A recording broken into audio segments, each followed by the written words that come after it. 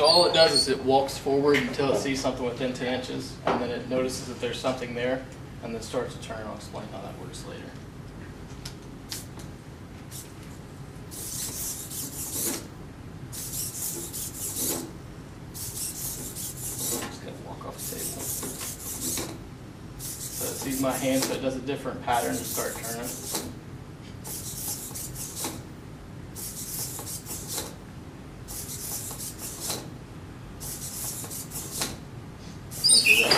Again.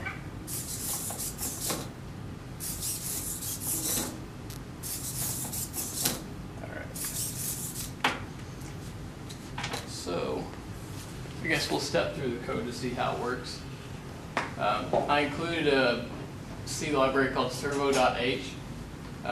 Right here I'm setting, these are called servo objects, but I had a naming convention for them so I could tell which servo I'm controlling. Right front knee, right front hip, left front knee, left front hip, and then right rear, left rear, left rear. Then I made these integer position things. I thought I was at first going to move the legs one at a time, so I was going to set a for loop and just increment it to each positions, but walking with one leg at a time didn't work as well as I thought it would, so I changed it around a little bit. Here I'm setting the trigger pin and echo pin for the ultrasonic rangefinder to the 7th and 6th pin on the Arduino. I have 4 functions: ready stance, walk forward, turn, and detect. Before you do all that, you have to set it up. I set the trigger pin for the ultrasonic rangefinder to output, the echo pin to input.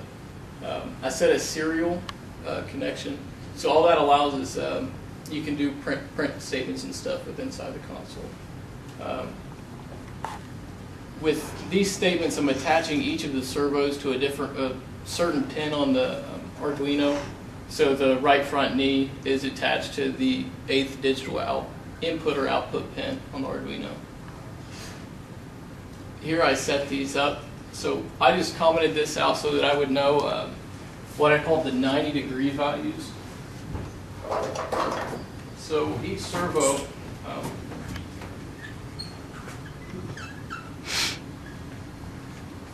between 0 and 180, 0, 90, and 180. This is where I actually added in the sensor, the ultrasonic sensor, to detect for an auto function that I'll explain later. The final build, when I went into it, I wasn't really sure exactly what I wanted the base to be, but I changed it to a piece of plastic that we had cut to be a lot more sturdy and communication, and created the app for Android to communicate with it. This used the code to communicate from the Android side was used. It's called SL4A, which is a scripting layer for Android, and it used Python and HTML to communicate and send bytes of data to the Arduino.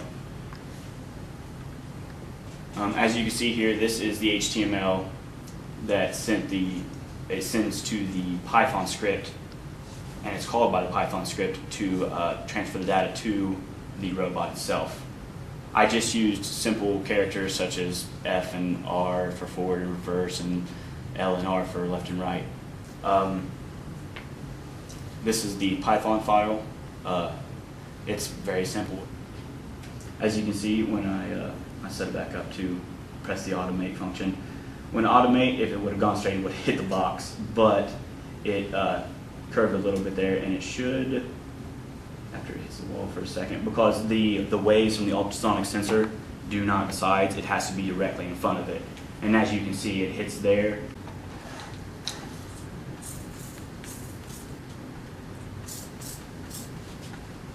Okay. For my project, I did a Android application. It's built off of the Google Maps version 2 API. It incorporates augmented reality in another activity of the application. Okay.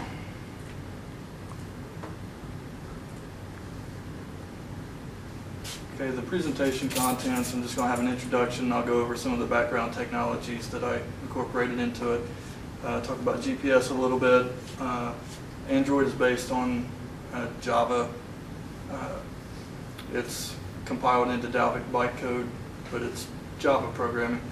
So just a little bit about Android, show you the outline of my thinking going through the project, building the project, and how I got to the end, development, any problems I ran into, and then a conclusion. Okay, my objective when I started was to create a mapping application that would allow me to complete my senior project requirements, and also I wanted to be able to use it at the place where I work now. Right now I'm a survey technician for the sanitary engineer's office, and one of my responsibilities is to do all the mapping and GPS work for our sanitary manholes and keep track of our sanitary sewer lines. One of the things that comes along with that is recovering manholes that haven't been used in 10, 15, 20 years. The systems got put in. Some of them back in the 60s and 70s. If you've got lines running through the woods and stuff, and if there's never a problem with them, some of them we haven't seen in 10, 15 years. So it's part of my responsibility to take the construction drawings, go out and take our GPS unit in the office. It's a survey grade unit, really expensive. It can give you coordinates down to just a few hundredths of a foot. It was more of my responsibility just to recover the manholes we couldn't find and assign coordinates to them and recover them. I wanted to be able to use this application, leave it behind after I'm gone for them to use. I really wanted a way to allow our field guys to have a way to be able to find the manholes without having to have all the surveying knowledge that I've acquired to get to where I'm at. So what I wanted was an application that they could carry on their phone, pull it out, and if they're working out somewhere and they're not sure where the manhole is they need to go to, they'll be able to pull up a map, touch the manhole on the map, and it'll display a 3D object where they could hold their phone up and it would actually point at where they need to walk over to. Okay, this is the application I created. And this default screen pops up at Shawnee State. These are all points. This is the ATC building. That's University Center. These points are parsed out of the KML file and plotted at the coordinates that I put in manually put in the KML file. That's a Google feature that zooms to where you're at. Blue dot represents where you're standing at. This is at my house. This is the point I created at the coordinates at my home office. And these are just built-in Google features for zooming on the maps. You see here, touch here, and it pops up with a description of home office. You click the dialog balloon, it switches to a second activity. It shows here, and this is kind of like an initialization button. You click that, and it takes the coordinates and dumps it into the Droid AR framework, and then generates this 3D object that, as you can see, it kind of stutters around. It's trying its best to get to the coordinates where it thinks it should be, but like I said, where it's got the 20-foot limitation, then it's constantly trying to move around and refining stuff to get to that precise of a coordinate. And as you move away, this will scale. The farther away from the coordinate you are, the smaller the item appears. So, yeah, I didn't have the best GPS reception other than in a hollow. I had trees on both sides of me, but it worked pretty well. I was pretty happy with it. Lay out the presentation. I'll go over each individual portions of the project, how each one of the portions rolls, and then how each one is integrated into the grand scheme of things. Arduino Uno. I chose this board mainly because it's easy to program. It's great for hobbyists, small projects. The community out there is huge. There's libraries upon libraries of functionality that you can implement into it, and it's all very simple. There's various accessories that you can buy that interface with it and altogether it's very nice. It has about 32K of ROM for program space, 2K of RAM, 700 megahertz microprocessor, several I/O pins, digital, analog, pulse width modulation. I actually only use digital for this, if I remember correctly. And then the I2C protocol is implemented on board. The IDE mainly uses a C or C++ like syntax. There's a lot of the same data types between the two. It's very easy to navigate through. There's various examples that comes bundled in with the IDE. So if you need to see how something works, it's as simple as going in and pulling up an example program, and then you can put it on your board and see what pins they're using, look at various comments that they've put in the code to find out a better way to do something. The project was an LED matrix and hooked to an Arduino with a user input circuit, which is basically just 2 joysticks. The LED matrix that I got here, I didn't actually make this, because this would have been pretty impressive for me to have made. It's actually made to work on FPGAs, not an Arduino, but there's actually a library that someone else had written to actually get this to function on an Arduino. It has 1,536 LEDs in it altogether, because it's a 32 by 16 and it's RGB, red, green, and blue LEDs. It has 16 connections altogether. There's 6 LED pins that go to the Arduino. There's 4 grounds, which 3 of those grounds are LED grounds, one's a board ground. There's 2 multiplexing pins, because the board is multiplexed internally. And then there's a clock, data latch, and an enable pin. The user input circuit I wrote for it, or I created for it, just 2 joysticks, which are just essentially 4 potentiometers, because they're bidirectional joysticks which have potentiometers internally. There wasn't enough pins left to my Arduino because of how many pins the LED matrix takes, so I needed to get a multiplexer. I'm using an HC4051. It's an 8-to-1 multiplexer. So I use that to read the 4 joysticks through the multiplexer. I've got 3 applications I've written for the LED matrix. The first one I wrote was a Pong game. It's going to probably be kind of difficult for anybody to see it, so if anybody wants to see it, I might have to actually come a little closer. It's not a very large board. The Pong game, the Pong game's already programmed.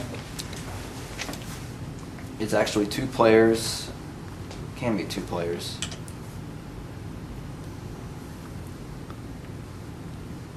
Obviously, there's no second player. Play it, Tim. Play it, Tim. Someone take a second player battle. And it can move forward and backward as well.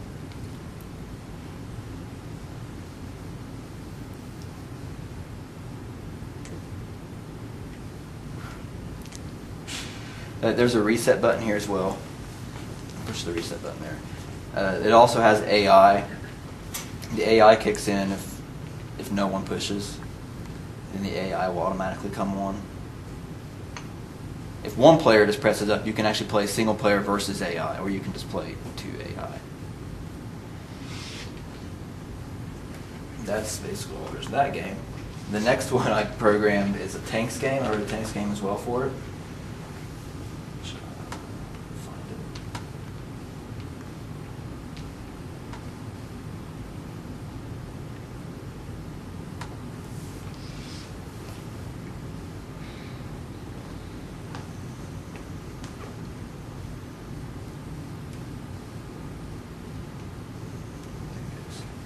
The tanks game is single player. It just uses left joystick to move your tank, right joystick to fire. It has 8 directional firing. It's actually just like a seven level game. I'm the green tank. The orange is like an AI that I programmed. I don't know if you actually go through all 7 levels, but there's 7 levels in this game. There's walls here. It's a pretty simple game. I kind of went with the idea of I'm into Atari and all the older retro style games, and I thought it would be kind of a cool thing to put that on this matrix to make it kind of have that old feel to it. And there's game over, and you get called a noob for losing, which is great. The last program I wrote, which is the most technically impressive, would be, find it on here, the LED selection tool. This is actually, this program alone by itself, it gives you real-time control to the board through find my program in Java. It uses a Java program. I use a library called RxTX Serial. It's a serial library to write USB data out. The Arduino just basically just sits there and it's in a loop looking for data. So in real time, I can actually have a full program here, and I can select any LED I want and automatically send it to the board. You can also save images or open them. Where's the house at? Here it is. Here's a house image that I've actually programmed myself or drew myself. That's basically all there is to this, is it just sends the data to it. There's also a script I wrote in Python. The script I wrote is called it's an image conversion. And what it does is if you look on the screen there, all it does is it takes a full-size bitmap image. It takes sections of blocks by 32 by 16 and averages those blocks into 1 pixel, and then outputs it to a save file. So I have this file here. This is just like a 1024-768 image. If I take that and open it with the Python script,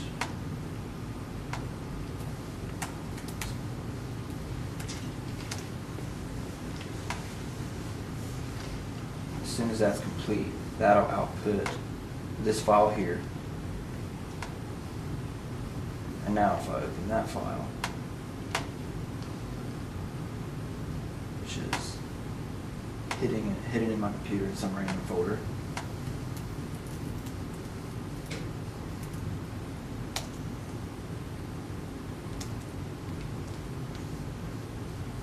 there it is.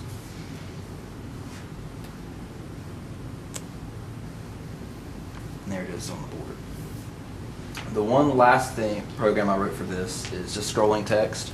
I figured scrolling text would be something that I would do just because these LED boards are really big for scrolling text and displays like that. So you can just type anything you want. And hit OK. You can save it. You might want to save it. It'll actually put it as whatever color you currently have this set to, so I can actually change this to any color, and it'll become a new color. Could you tilt it this way just a little bit? Oh, yeah. Okay. Thanks. The only other thing that it really does is you can actually set every LED to 1 color at once. The main reason I actually wrote that was more to clear the board, because if you set every LED to black, essentially just turns every LED off, so you can reset the board.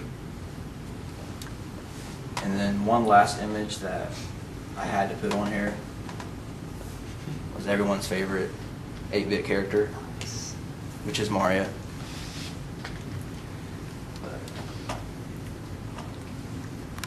And that's really about it. Questions?